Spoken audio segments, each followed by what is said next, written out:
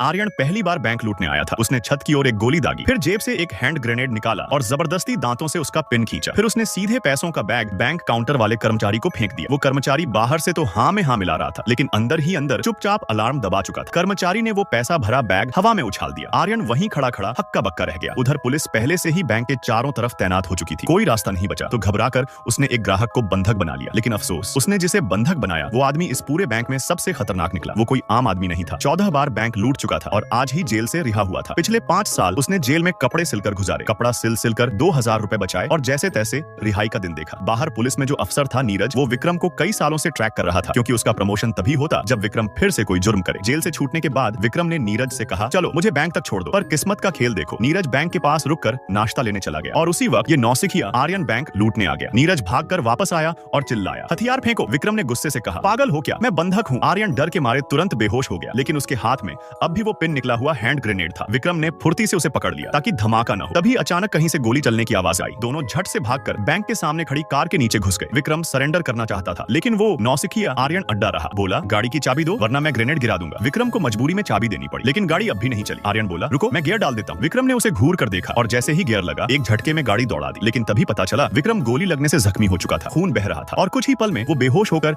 आर्यन की गोद में गिर पड़ा। गाड़ी कंट्रोल से बाहर होकर सड़क किनारे एक गहरे गड्ढे में गिर गई। यही हादसा उन्हें पुलिस की पकड़ से बचा गया। गड्ढे से जैसे तैसे आर्यन बाहर निकला। अभी ठीक से खड़ा भी नहीं हो पाया था कि विक्रम उठ खड़ा हुआ और उस पर झपट पड़ा और चिल्लाया, मैंने 5 साल जेल में काटे और अब रिहा होते ही तू मुझे फिर इस मुसीबत में खींच लाया। फिर विक्रम उसे घसीटता हुआ पुलिस स्टेशन ले गया, लेकिन वहां एक और झटका लगा। आर्यन बोला, साहब मुझे तो इसने मजबूर किया था ये सब करने के लिए। और हैरानी की बात, पुलिस ने उसकी बात पर यकीन कर लिया। विक्रम गुस्से से बौखला गया, सीधे पुलिस वाले के मुंह पर घूंसा मारा, पैसों का बैग उठाया और बिना मुड़े सीधा थाने से बाहर निकल गया।